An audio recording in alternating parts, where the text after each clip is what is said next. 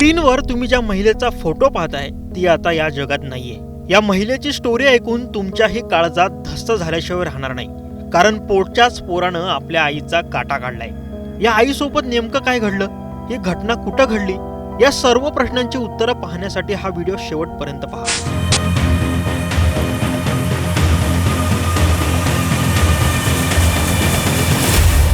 मनाला चटका लावणारी ही घटना उत्तर प्रदेशच्या गोरखपूर जिल्ह्यात घडली आहे। एका शास्त्रज्ञाच्या मुलानं आपल्याच आईची निर्घृण हत्या केली आहे। या महिलेचं नाव अनिता असल्याचं सांगितलं जात आहे। अनिताचा मुलगा 12वी शिकतो, तर तिचे पती हे तमिळनाडूच्या कलपक्कम इथं बार्कमध्ये सहाय्यक शास्त्रज्ञ म्हणून काम करतात। पण मुलगा नेहमी शाळेत जात नसे।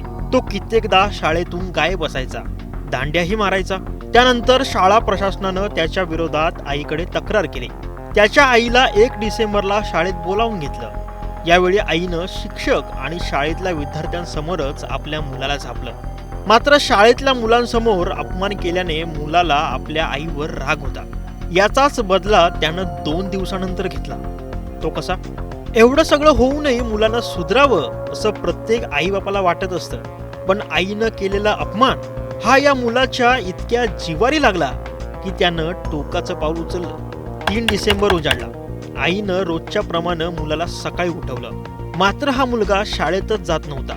यावरून आईनं त्याला पुन्हा झापलं आणि शाळेत जायला सांगितलं। मात्र या मुलाचा संयम आता सुटला होता। मुलानं रागाच्या भरात आपल्या जन्मदात्या आईला धक्काबुक्की केली। यात आईचं डोकं भिंतीवर आपटलं आणि त्या बेशुद्ध पडल्या।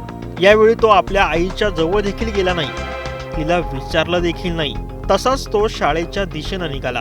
ज्यावेळी हा मुलगा शाळेतून परत घरी आला तेव्हा आईचा मृतदेह पाहून त्याच्या पायाखालची जमीन सरकली, पण तरीही त्याने याबाबत कोणालाच भनक लागू दिली नाही। 5 ते 6 दिवस तो आईच्या मृतदेहासोबतच घरातच राहिला। दुसरीकडे अनिताचे पती तिला सतत फोन करत होते, पण ती फोन उचलत नव्हती। त्यानंतर त्यांनी आपल्या मुलाला फोन फिरवला, मात्र त्यानेही उडवाउडवीची उत्तरं दिली।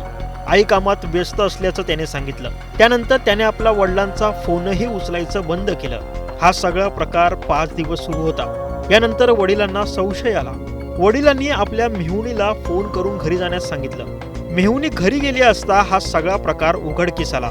पोलिसांनी या प्रकरणी चौकशी केली असता सुरुवातीला मुलानं आई घसरून खाली पडल्याचं सांगितलं, मात्र पोलिसांनी मुलाची कसून चौकशी केली असता त्यानं आपला गुन्हा कबूल केलाय।